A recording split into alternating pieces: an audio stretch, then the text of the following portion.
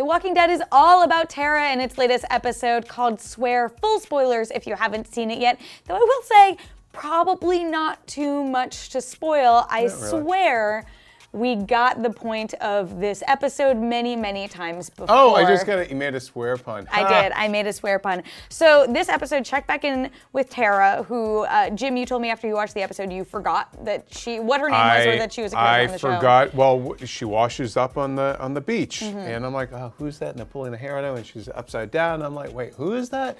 And it's been so long since we've seen her that once I saw her, I was like, oh, yes. I liked that character. I thought they were dead by now.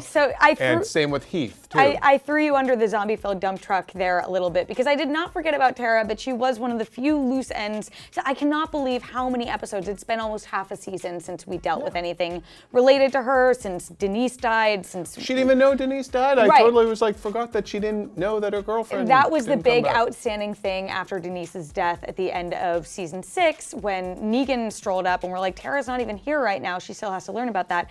Now this is pretty far, about halfway into season 7, she finds out, and it's a Tara-focused episode from the same director who did The Grove, who did East. He's done a lot of these sort of character-focused episodes, but this one, I don't know, to me it just came too late in the season. I'm wondering how you feel about spending an extended episode. It was a 70-minute runtime, about for 50 minutes total. This is a multi-tier answer here to this one. It was good to see Tara again. Yes, I'd kind of forgotten about the character given everything else that had been going on. I liked that actress. I liked the character. It was nice to spend time with somebody who, after so many grisly episodes, to have sort of a human and maybe a little bit of a lighter touch and meet this other community. However, it was way too long, and it was frankly too late into the narrative now to do this episode. You totally forgot that she didn't know about Denise dying.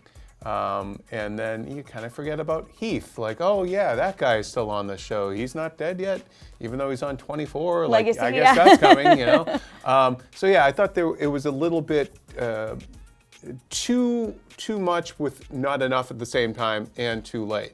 I didn't hate the episode. I know some of the other folks have seen it and they weren't particularly fond of it.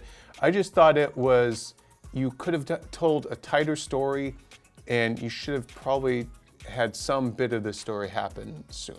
I agree with that, and I think that it was probably a case of we have the story we want to tell with Tara, but we don't know when to have the episode fall, because everything else, even though in retrospect the season has sort of been moving at a glacial pace as we check in with all these different characters. This one in particular felt like I was watching it wondering how would I felt if this had opened the season, for all that we wanted that answer about who Negan had killed, or even if it was the second episode in place of Daryl. What if it was just like a series of webisodes over the course of like the That's season actually an break? Approach. Yeah, like some sort of supplemental content. I totally agree with you, though. The impact of Tara finding out that Denise died at the end of this episode was so undercut by the fact that like so many other terrible things. It's not just that I was Denise wondering died. what was Eugene blubbering about this time, and I'm like, oh yeah, right, Denise. She doesn't know Denise is dead. Right, but then she's gonna keep crying about Abraham, about Glenn, about the fact that the Saviors have taken over, about the fact that Daryl's gone.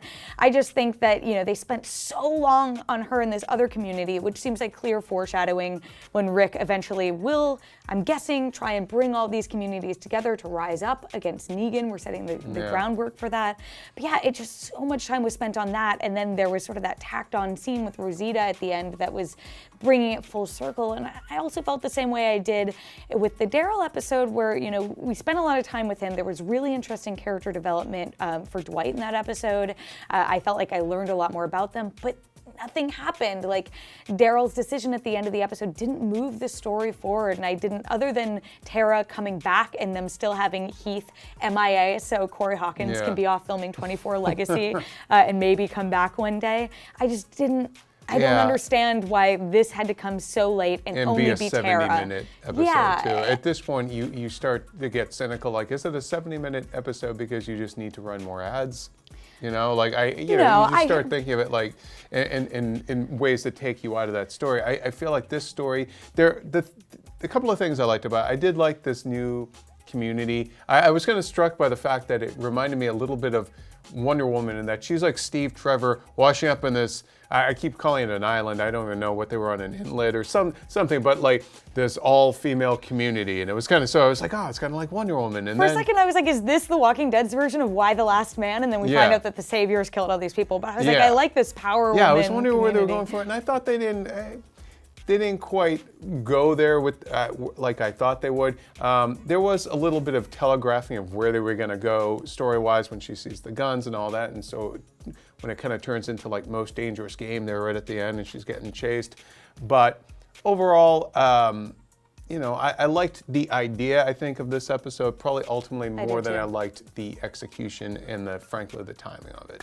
Yeah, and I do agree with you. I really do like Tara as a character. I like her humor. I like that she still has this humor because she doesn't know everything terrible that's happened. And I also, going back to my earlier point where I swear I got the point of this episode before, it's going back to that central conflict of The Walking Dead, which is, as we were talking about a little bit earlier today, is humanity innately good or are they innately evil? And we see that conversation play out again. And I just felt like, I get it.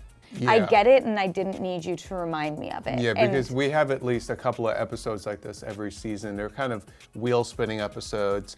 This is where maybe a show that was even more condensed, instead of doing a 20-episode one season, just do that one 10-episode season like every other. Well, they do. I mean, they essentially have two 8-episode seasons. Yeah, but I do think, to your point, I don't think that it's for ad dollars. I do think that at this point, it reminds me of FX with Sons of Anarchy, where Kurt Sutter later in the seasons was like, you know what?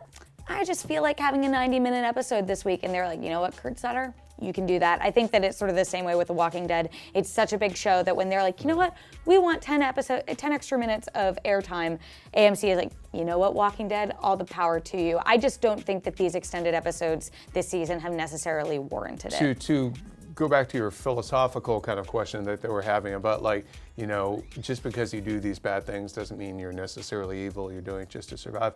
I mean, this is something they revisit every season, at least for a few episodes, and usually they make that the dynamic between Rick and his adversary of that season. I do wish that they would kind of get to the point a little bit more in this. Like, it's the same conversations, same scenes, same beats, different episodes, same stuff each time, and they do need to sort of kind of get to the point on this already. Well, to wrap up, I will say, happy to have Tara back. Yeah. Happy to have a new community that can potentially fight against Negan in the war to come. Happy to have a little bit of humor, even if it did seem a little ill-timed. Happy to actually also have only a couple episodes left this mid-season, so The Walking Dead might be getting to the point a little bit sooner. We definitely want to know your thoughts about this episode. Did you agree with us? Did you think it was sort of out of place and at the wrong time? Did you disagree with us? If you did, just ask that you please be polite in the comments. We just want to have a conversation, even if you have polar opposite opinions. I swear. Hope you guys had a great holiday. If you're in the United States, we're just coming off the holiday weekend. Again, only a couple more episodes of The Walking Dead, so make sure to keep it here at IGN for all your reviews, interviews, and commentary.